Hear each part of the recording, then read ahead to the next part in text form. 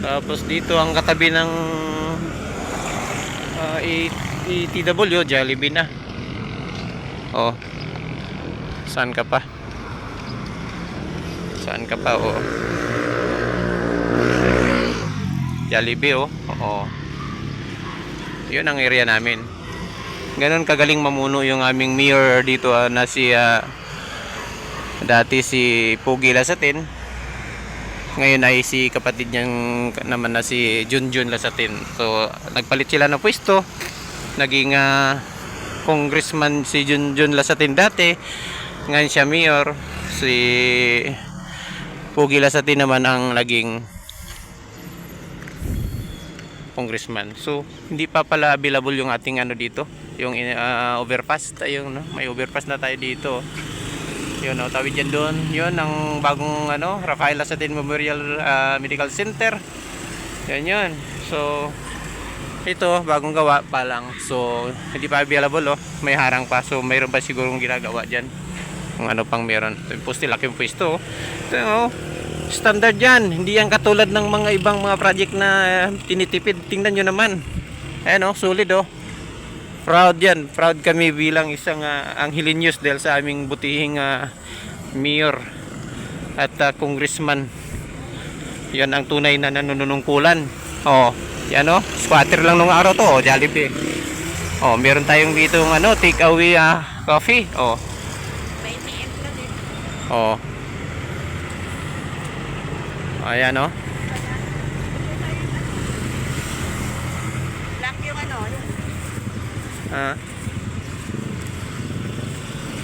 yan, ito kaganda ang aming lugar, Angeles. So ang papunta ng Santa Teresita yan.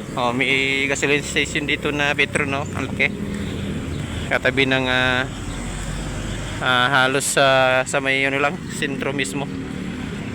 So dito tayo papunta tayong palengke. So ginagawa namin, naglalakad-lakad lang para kahit paano. Kasi hindi kami sanay, kumbaga bihirang-bihira na lang kami lumalabas. Yung mga store sa gilid, ang lalaki. Halika, tawid tayo. Ayan, tawid na kami. Hindi pa kasi nayari yung doon, yung overpass doon, Yun ang pinakatawiran, pero hindi pa available, kaya alakad muna kami. Ayo, Jollibee, Ay, sorry, 7-Eleven. Pusa. Nakaantabay ang ating may stoplight din dito. ating mga tagapagpatupad ng peace police. Police station 2. Sir, good morning sa inyo, sir. Ayan, City Field Unit CIDG. May CIDG dito, bagong building yan. Kita nyo naman yung bagong building ng gawa ng nandyan yata sa loob yung CIDG office. Itong harap dito, yun yung kanlungan ng mga batang nagkaroon ng mga kaso, nagkaroon ng mga problema. Bata pa. Ay, good morning. Kailangan nilang mabigyan ng lecture. Diyan dinadala.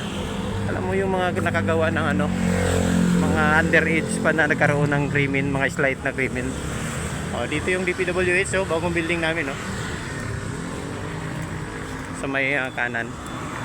Ayan naman yung person with disability affairs office, yung mga disability natin ng mga kapatid, mga ating mga kababayan. Yan sila kung anong mga kailangan, pwede kang lumapit dyan. Ayan, yun na yung pang public market doon. So ito yung office of the Department of Public Works sa Highway. Ayan, sa likod dyan yung building ng Lasatin, yung bagong hospital na gawa ng mga Lasatin. Okay? Bahay Pag-asa. Ayan, Bahay Pag-asa. Yung mga nawawala na ng pag-asa, punta ka lang dyan, magkaroon ka ng pag-asa. So hindi ibig sabihin sa Quezon City lang ang may pag-asa, pati dito sa amin sa Angeles may pag-asa. Good morning mga kababayan.